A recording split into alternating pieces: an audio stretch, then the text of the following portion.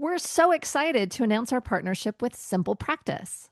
Looking for an EHR that's built for the way therapists work? From automated scheduling and billing to customizable notes and treatment plans, Simple Practice gives you everything you need right at your fingertips. Learn more at simplepractice.com. Looking for expert speakers for your next event? Curt Widhalm and Katie Vernoy, that's me, deliver engaging workshops on clinical, legal, ethical, and business topics. Give your audience practical tools to thrive as modern therapists. Learn more at therapyreimagined.com. You're listening to the Modern Therapist Survival Guide, where therapists live, breathe, and practice as human beings. To support you as a whole person and a therapist, here are your hosts, Curt Widhalm and Katie Vernoy.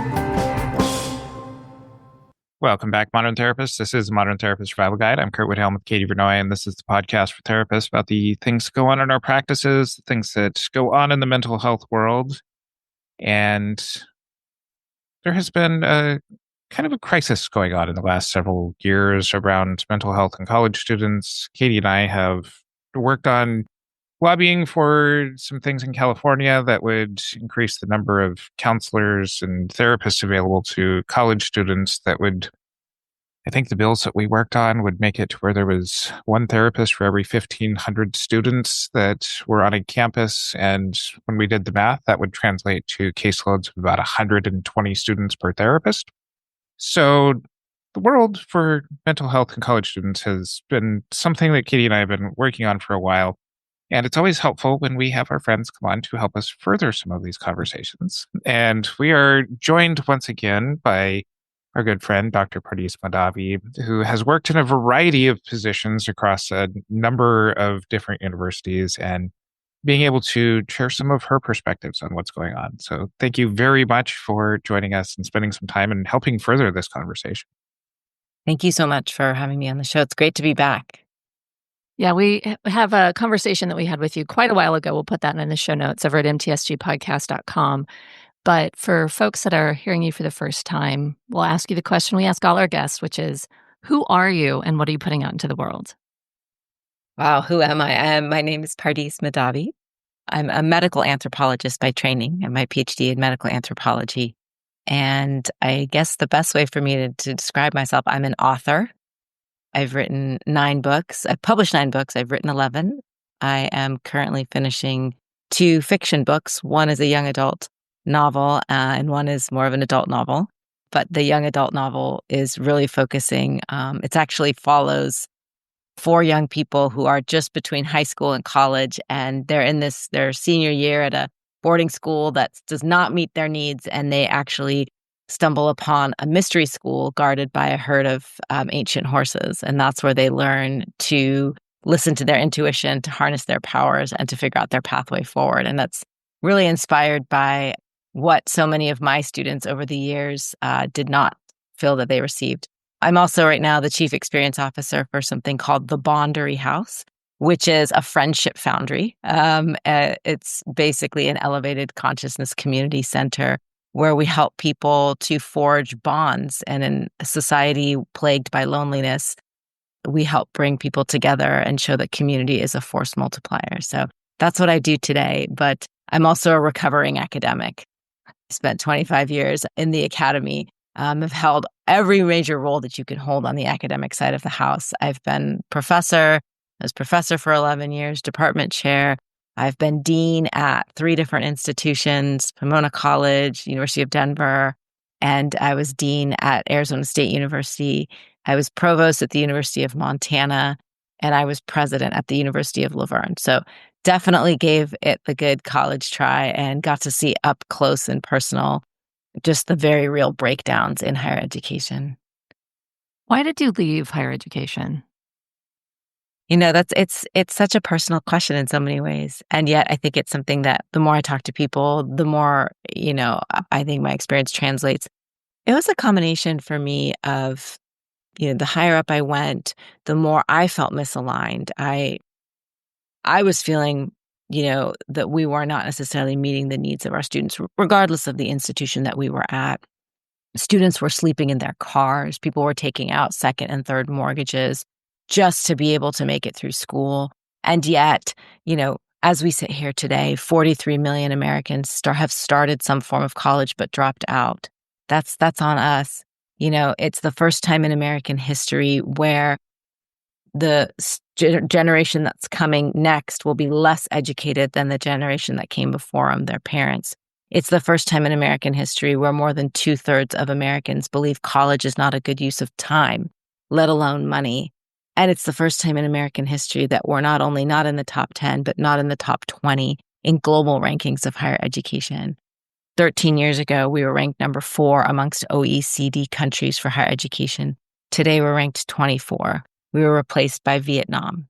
So something is very, very much broken. I was seeing it up close. I was seeing students would say, this is what we need. This is what we need, in terms of translation of what they're learning to jobs, in terms of guidance, in terms of mental health support. You had very real articulation of students saying, this is what we need. Over here, you had workforce and even sometimes parents saying, this is what we need. Workforce saying, this is how we need the students to be trained. This is what we need from you all. Both of these sides, and actually there was a lot of linkages. But then you had higher ed in the middle not doing anything.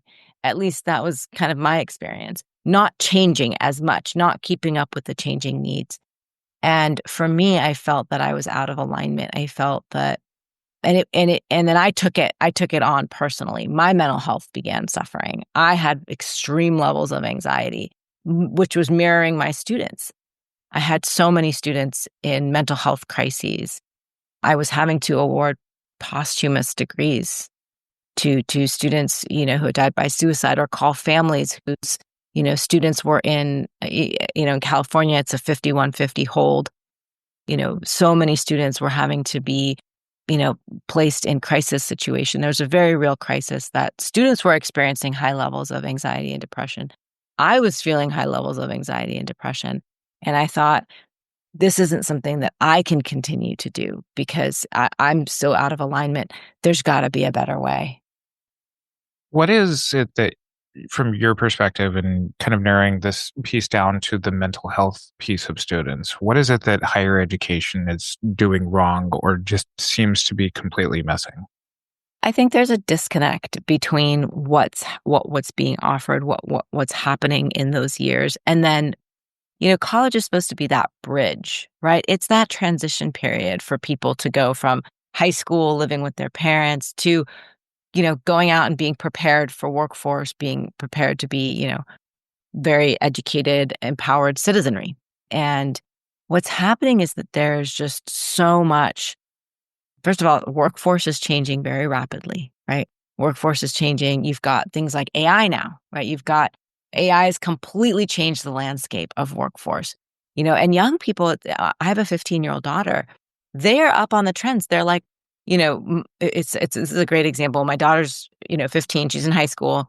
And, my parents used to always say, oh, she's going to be a lawyer. She's going to be a lawyer someday. And my daughter's like, there's going to be no needs for lawyers by the time I would be, because AI will have replaced a lot of that, Same with so there's so much changing. They see it. Workforce sees it. But then when you get to universities, I remember for me, I would say, okay, look, AI, what are we going to do? How are we going to start teaching with it? And people were like, no, we're not going to talk about that. We're not going to go there. And I'm like, but this is where society is going. And so, I just noticed a trend of, society. And this is not, I don't want to say this is the case for everywhere or everything. But there was a real disconnect between what was happening with workforce and society and what was being offered inside the college, on the college campuses. It seemed to me a pretty sharp disconnect. It seems like there have been criticisms that are pretty similar that the current administration, the presidential administration, has been saying that higher education is broken. I mean, there's different things also being said, but it seems like there's been just a really big push to say higher education has to change. Yeah. I mean, first of all, the cost. I think the cost question is a very real question. I think it's funny. I live in Arizona, and the Constitution of the state of Arizona has a provision in the Constitution of the state that says college needs to be as close to free as possible. Okay, that's like written in there. And yet you have the major public institutions where the tuition has just gone up, up, up, up, up. Now, there's a few different components to that. One is we probably need more public funding. We need more state funding, right? Because so that tuition doesn't have to go up. But there's complexity there too. You have people saying, well, we don't want more state funding because then the state will have control. On the other side, people will say, well, maybe the state should have some checks and balances. Either way, what we're getting to a place where college is not affordable for most people. And this is what I was observing. The number of students who are experiencing food insecurity or sleeping in their cars, crushing student debt. One of the other challenges, of course, is students get ready, they go to college, and then suddenly they see the debt that they're under. They feel the pressure. They feel the pressure from their families. I had students who would say, I don't think that this major is right for me. I don't know that this, I think maybe I should transfer, but I'm afraid my parents have given up so much for me to be here. Now that suddenly adds to their mental health burden, right? The economics of it adds to the mental health burden. Sleeping in your car, it impacts your mental health. And then the very real anxiety that so many students would tell me about was, I don't know if, they would say, President Mahdavi, I'm going into debt. Here I am. I'm spending 4 years at this university. I don't know if I'm going to be able to get a job. That is a really serious weight for them to carry, from a mental health perspective. And then not feeling like there was anyone that they could talk to about it. They didn't want to let their families down, so they didn't want to tell their families. And then, so many times people would say to me, we don't feel that we're being heard. We don't feel we're being heard when we say, help us create pathways, help us understand these next steps, help us to weave our past into a future, help us to understand how what we're studying translates to a job, and I even would hear people say, why not go to the European model of an apprenticeship? Why not have, and you are seeing more of those pop up, right? You've got so many examples. GROB is one in Ohio. They have an apprenticeship model. So, a student graduates high school, they come to Ohio, and then GROB pays them for their 4 years. They get they partnered with a community college, so they get a Bachelor of Science in Engineering. They have hands-on training at the factory. It's an automotive factory. They get a degree. They have a job. They're paid. That's a model that's potentially more salient moving forward. As a therapist, your time is precious, and Simple Practice helps you protect it. Their new AI-powered note taker creates structured progress notes in minutes, so you can wrap up sessions and move on with your day. Easy-to-use billing features take the hassle out of getting paid, even when insurance is involved. Another great perk? Scheduling is simple for you and your clients with unlimited automated appointment reminders.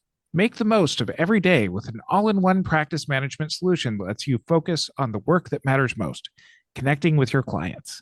Join over 225,000 practitioners who trust Simple Practice to keep their day running smoothly. Start today at simplepractice.com. There are people who would hear what you just said and kind of assign some individual responsibility to students. Don't go to college unless you have a plan for how your degree is going to end up in a career. What you're speaking to, though, is more of kind of a systemic problem of higher education. I went to the other flagship school in Montana State, and I know one of my wonderful experiences there was during the transition where every academic degree program was moving towards having practical internships as part of the education. I think that, the school's really fantastic there, and I say that proudly as an alumni. And I think that that's one way that systemically institutions that are looking at this are doing a job of trying to get students out into the workforce with some practical skills to help build resumes. Is your sense that a lot of universities are doing that, or is this just a problem that is so already there that it's just kind of difficult to steer the ship into such a different direction? Curt, I'm glad you brought up that example because my experience in Montana was very similar to yours. I will say of the places I've been, the University of Montana, so the other one, but both being publics. And actually, I'm so glad you brought that up, Curt, because Montana is unique in the sense that is a state where 33% of the budget is coming from state funds. That's pretty astounding. If you compare it to, for instance, Arizona State University, where it's like 6% or maybe even less. Okay, so that's already, you've got a really great case study there. The University of Montana also, my experience there was it's exactly what you're saying. They were very interested in experiential learning. The other thing that Montana did really, really well is figure out, what does the state of Montana need? What do we need in terms of, they had courses in sustainable ranching, sustainable hunting. Now, obviously, if you're in California, you're like, why would you have, but this is the state of Montana, right? This is the state of Montana. They took a hard look at what is it that our state needs. University of Montana has one of the best College of Forestry and Conservation. That's what that state needs, right? And a lot of that training is happening through experiential. They had students who got to go, because University of Montana, unlike MSU, we owned a forest. We had Lubrecht Experimental Forest. So students could come and experience a controlled burn. What does a controlled burn look like? We had wilderness medicine, wilderness EMT programs. Again, that's what that state needed. So it's actually, in many ways, it's a model. And I think when we think about higher education, we think, well, whatever change is going to happen or whatever innovation is going to come from the coasts. In my personal experience, I was in California for a long time. I was, did all my graduate work in New York City. The most interesting changes that I see are coming from the middle. So states like Montana are doing exactly what you're saying. I think that's a great model, but it's unique. I will say that to you. It's unique, that dedication to experiential and engaged learning, partnering with workforce. Montana also has a program called Accelerate Montana, where you can do micro-badging, micro-credentialing, and you can stack your certificates. Again, very forward-looking, very forward-thinking. That Katie and I went to a different undergrad. Very different. I was going to say that because I feel like my undergrad experience was really learning about diversity and advocacy and being able to be a citizen of the world and all of those things. And I feel like there's a real pushback against that knowledge of how to think critically and how to kind of get those softer skills. I mean, I think there might be something lost if everything is so practical, like what you're describing. Well, I think it's a both and this is where I want to come back to Montana. Montana had that as a part of it, but they did not lose the critical thinking. I want to be really clear about that. Good. They did not lose the critical thinking. There was a really interesting program at Montana called the Franke Global Leaders Program. And a lot of the same stuff you're talking about at Occidental. Katie and I went to Oxy. And, I was a diplomacy and world affairs major. I wouldn't trade that for the world. I got to learn exactly what she's saying, global leadership. And I think we were really lucky. We were really unique in the sense that, at least, I don't know, I was a diplomacy major. For our junior year, they actually sent us to the United Nations in New York. So we got that hands-on training. We got to be at the UN. And then, then I was sent to the UN in Switzerland. I mean, I was really, really lucky because, and back then that was happening, for in a variety of ways. We've gotten away from that a little bit, I will say. I think that Oxy was rare. I think Montana was rare. You have programs, but they're not the norm. So, for instance, at Oxy, being a diplomacy major, that's what allowed me to have that experience. But my friends who were econ majors, it's not like their junior year they got to go work at a bank. That was not the experience.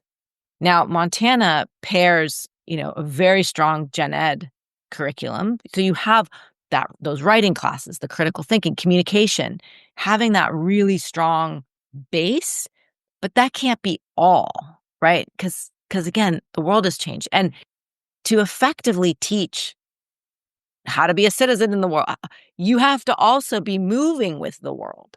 You have to have your pulse on the changes in the world. And that's something I think, can sometimes be lacking. And again, it's challenging because people are working within financial constraints.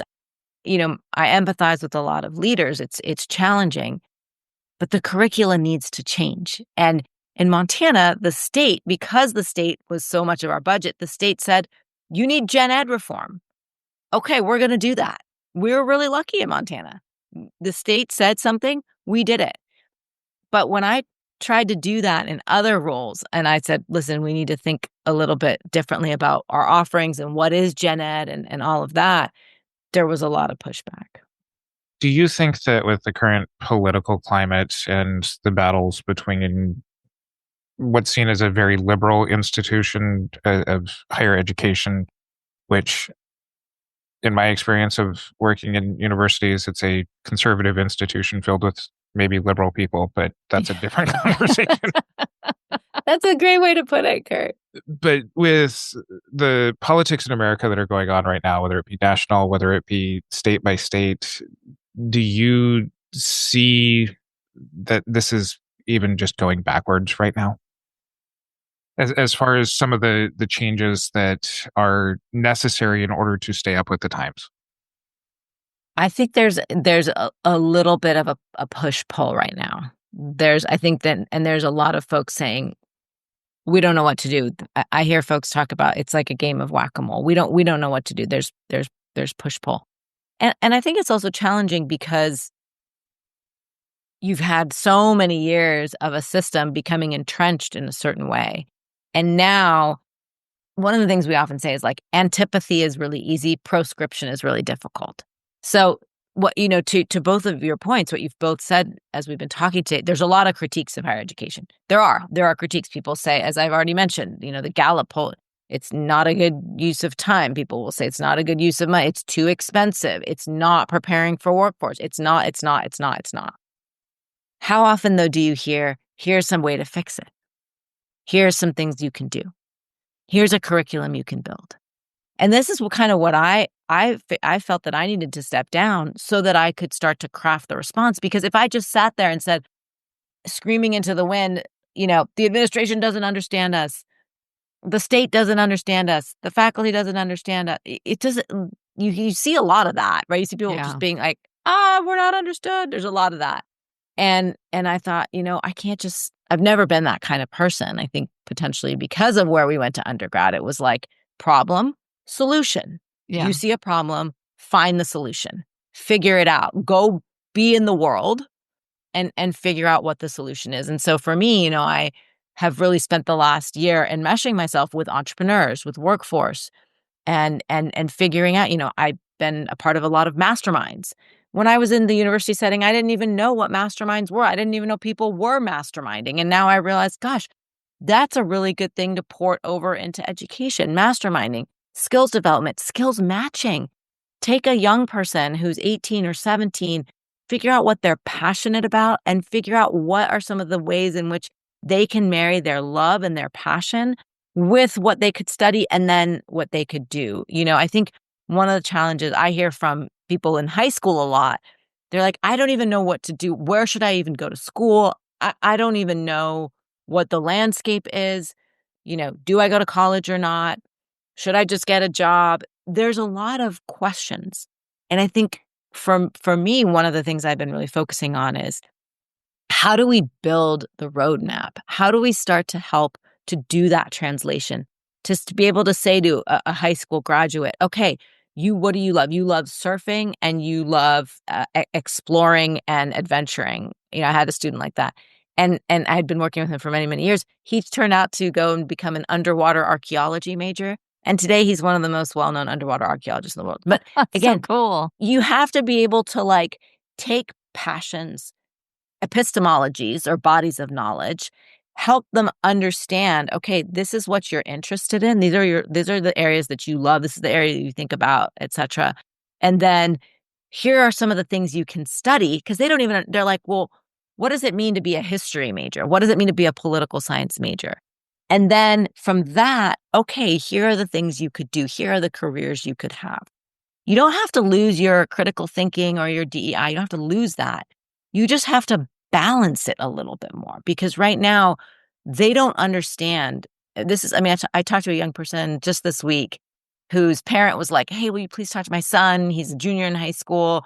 He's really into football. He just wants to go somewhere where they have D1 football. So I start talking to this young person. Within 10 minutes, I'm like, well, what do you love? And he's like, I'm part of this thing called International World Leaders. And I'm like, tell me more. He's like, it's a camp. And I'm the captain of the Toronto team. And I said, well, have you thought about Model UN? And he was just, it's like, that wasn't even on the radar. He was just thinking, I got to go to a Division I school and play football, doesn't matter which school. And so I said, okay, we can find you a Division I school that's really strong in international affairs. Like, we can do this. And it just completely shifted his orientation. He went from, should I go to college or not, to play D1 football, or should I actually just go get a football coach and get ready to go to the NFL draft? They can't necessarily see the path. And that's the case when they get to college too. They get to college, there's all these courses. I think the advisors are doing their best, but to your point about, it's like I've been at institutions where it's 200 students to one advisor. And the advisors say, I don't know what courses are being taught. I don't know what, and the students feel lost. They feel lost. They feel that they can't see that future. And that's what leads to mental health issues. Need dynamic, knowledgeable speakers for your next event, training, or conference? Curt Widhalm, that's me, and Katie Vernoy, that's her, bring real-world expertise to every presentation, covering topics like supervision, private practice growth, and therapist burnout. Our workshops are interactive, insightful, and packed with actionable strategies to help modern therapists succeed. Whether you're planning a team training or a large-scale event, Curt and I deliver high-impact learning experiences tailored to your needs. Book us today. Visit therapyreimagined.com to learn more. And I was just thinking that there is so much benefit to mental health with knowing what your purpose and meaning are, finding really aligned work, all of those things. That's the stuff I work on with adults way after they've been through college and are kind of having that, what do I really want to be when I grow up kind of moment. Yeah. And so when I think about that even just doing that, and I'm not saying just because that's a big lift, but even just doing the thing where you help align students with a path and a purpose is amazing. But that's not where we are. And that's not necessarily what students are facing. And so if we're looking specifically at the mental health support at colleges right now, at higher education right now, it seems like we're kind of stuck a bit. What do therapists need to know about the kind of the mental health problems that are happening in higher education right now? Because it feels like this is a need that's not being filled by college counselors. It's not being filled by the folks who are taking care of the students in higher education because there's just not the resources there. Yeah. So this is actually a fascinating conversation because this is what I've been thinking a lot about. Obviously, as I mentioned, with masterminds and all of that. To your point, Katie, we are living in a society where a lot of people are coming into getting coaches and, executive coaches and going into masterminds after they've gone to college and had a career, et cetera. And they're, the coaching industry is, becoming a billion, so many people have coaches, so many people are in masterminds. The thing that I've done in the last year that's probably been the most rewarding thing I've done is I work with one mastermind in Arizona called Genius Network. And collectively, we've launched something called Genius Youth. And that's for our Genius Network members to be able to send their kids. It's basically ages 16 to 24. And we start working with young people, giving them all the great things that a mastermind does, pairing them up with mentors. I have 3 mentees in that program. Having a 17-year-old be able to have a coach. Because to your point, the college counselors, they're not getting it. I think young people, it's always, we learn, prevention as a medical anthropologist, prevention is a lot easier and cheaper than treatment, right? And so I think that there is a space right now for young people to actually have coaches, not just college counselors, but coaches who say, hey, you know what? You don't necessarily have to go to UCLA.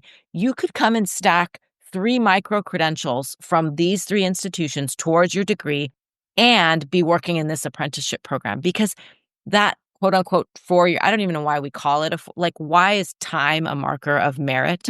But why do we call the 4-year degree? We now have more people doing degrees not in 4 years than we do in 4 years. So I don't know why we say the traditional 4-year degree. It's no longer traditional, by the way, just for people to know. But that model of what Katie, what you and I did is we go live at Oxy for 4 years. And, that's antiquated. It doesn't work anymore, and we're not that old. So No. it's just that society I feel old, though. I feel old too. But society has accelerated rapidly. And it's a real shifting landscape, and the landscape shifts very quickly. And as a result, if you have a young person, if you have a high schooler or a person who's thinking about, who dropped out and maybe wants to go back to college, get them a coach. Send them to a mastermind. Send them to somebody like me who's seen it from all the different angles and can actually coach them to finding their purpose and then marrying that with the different kinds of programs out there, as opposed to saying, here's a college counselor. They're going to fit you, whether you're square peg, round hole or not. They're going to fit you into a 4-year college. That's it. That's not the approach that's going to work in today's day and age. The description that I'd heard from some of my colleagues in CAPS programs at various universities, in the university counseling centers, the trend for a very long time was described as their caseloads were building in complexity due to more students with already identified diagnosed mental illnesses were entering into college. And that was largely seen as a good thing as far as the accessibility of college over the last 20 years. When I'm hearing you talk, the gap seems to be more in the systemic pressures that the universities are creating in serving students. And it seems like every university is trying to increase enrollment and add in climbing walls rather than bridging supports between academic advisors and mental health, and kind of creating more of a cohesive global look even from within the university. With larger universities, is it even possible to be able to bridge some of the gaps that are happening, or is it just such a compartmentalized behemoth of a process that it's just going to continue to develop? I think it's absolutely possible. And I'll tell you why. Because you do have some institutions that are, intentionally leaning into creating these spaces. And I will say one of the really positive things is that it used to be, and if we had this conversation 5 years ago, I would say, well, what donor is going to give money? Because so much of this is donor driven, And 5 years ago, I might say to you, Curt, what donor is going to give money for this? But I think that there's actually now, there are enough people who are either parents or people who are seeing, hey, there's a real need. So at least that's one positive development. What needs to happen now is it needs to be woven in. It needs to be institutionalized. Meaning instead of, we all know this, like think about the healthcare industry, right? Think about other industries where we would say, well, yeah, we have a yoga studio. People can go if they want. Versus, organizations like Google or Chase that say, hey, if you go and do, 3 classes a week, you get credit for this, that, the other, or you can do these things, during working hours. One of the things I've heard talked about that I find really compelling is actually having mindfulness, meditation be part of the curriculum. I do believe that in my lifetime, I believe that when my daughter goes to college, she's 15 now, but I believe that at least by her senior year, meditation will be part of her curriculum. I meditate every morning with my 3 kids. So, their ages 9, 12, and 14. And we meditate for 20 minutes every morning at 6 a.m. It's completely, profoundly changed the course of our lives, our relationship, all of that. I think that things like meditation and mindfulness need to be sutured into, woven into the curriculum, as opposed to being an afterthought, as opposed to, well, there's a studio. I remember one of the institutions I was at, I'm not going to name the name, but one of the institutions I was at had this beautiful wellness studio, mindfulness studio, and it happened to be right next to my office. And so every day, every single time I was in and out of my office, which was 5 or 6 times a day, I would walk by that studio. And do you know that every single time I walked by it, it was empty for a full year? And I thought to myself, look at this. There was a donor that generously gave us a gift. There's this beautiful studio. Nobody's ever in there. So, I think, you talk about these large institutions. Large institutions can also make large scale change. Just one small thing of saying, hey, mindfulness is going to be part of the curriculum. Hey, we're going to build in meditation in some way, shape, or form, or some kind of class on how you can actually start to work on your inner state as opposed to always focusing on your external state. These are all tools that are going to help them that's then going to help therapists. Because to your point, students, by the time they get to the therapist's office, there's a whole bunch of things going on. How can we start to get, and that's, best case scenario. I remember I had a student who ended up in crisis, who ended up on a 72-hour hold. And I talked to him when he got out. And I said, well, why didn't you, go to the help center, call somebody? And he said, I'd had my therapy session Monday. This was now a Thursday, and I didn't have another session for another 10 days. And, Pardis, I just couldn't hold on for, and I get that. So having a daily practice is really, really important. Having a daily practice to help prevent you from getting to that place of crisis. Having the tools, having classes that equip you with those tools and help you understand why. Those are all things we can do. Before we close up this part of the conversation, is there anything else that you think that therapists really need to know to be able to support students in higher education right now with adults that are in this stage of life? I think I would say don't underestimate how much the uncertainty is weighing on them. The uncertainty of, will I be able to get a job? Will I be able to pay back my debt, my loan? And, I think a lot of them, it's hard for them to come forward with all the complexity that they're experiencing. And it takes time. It takes time for them to unpack all of that. So I would just say, I think all the mental health practitioners I've ever met on college campuses are doing an incredible job. I think now it's on the rest of us to help make your jobs a little easier. And I would also say, don't hesitate to reach out to the people. If you're a mental health practitioner and you're working with a college campus, let me just say to you, as a former president and dean, I wish you all would reach out to me more. I wish that I didn't learn about these things when I had to call a parent and say, your student is on a 5150. I wish I had a heads up earlier. I wish I knew that person, that there was a student struggling, or I wish I knew, hey, we're seeing a lot of students talking about this. You don't have to tell me their names, but hey, we're seeing a lot of anxiety around the war or this or that or the other, because then we can then offer programming so that they know that they're not alone. That's the biggest thing. And that's why I do what I do now, is because community is a force multiplier.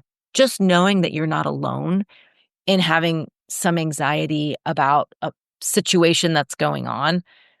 I remember somebody saying to me once, around tax season, a lot of our students get worried because their parents are upset, et cetera. They don't understand taxes are a black box, et cetera. So we did like a session on taxes, and people were like coming on. They're like, I didn't know I thought I was the only one who gets so distressed around mid-April. And I would have never thought of that. It was a mental health practitioner who told me that. So I would just say, to the extent you can keep the lines of communication open, and don't ever worry like, hey, you're the dean, hey, you're the provost, you're the president. I think all of us, would always make time for you all, because we would much rather know what's going on to help support and prevent a crisis, as opposed to having to now say we're in crisis and how do we triage. Where can people find out more about you and all of the wonderful things that you're doing so people can reach out to you in this very way? I'd love that. Yeah. So my website, it's just www.pardismahdavi.com. I can send you a link. That's the best way to reach out. And you can contact me through my website. You can email me. Very easy to find, pardis.mahdavi@gmail.com. And this is really my passion, is helping young people find their way and helping find a solution to this very real crisis around mental health on college campuses. And we will include a link to that in our show notes over at mtsgpodcast.com, and follow us on our social media. Join our Facebook group, the Modern Therapist Group on Facebook, to continue on with this conversation as well as others. And until next time, I'm Curt Widhalm with Katie Vernoy and Dr. Pardis Mahdavi. Over 225,000 practitioners already use Simple Practice to grow their business and simplify admin tasks that take time away from their clients. Isn't it time your EHR worked as hard as you do? Find out more at simplepractice.com. Want expert training for your team or event? Katie and I offer engaging workshops with real-world strategies for modern therapists. Visit therapyreimagined.com to learn more and book today.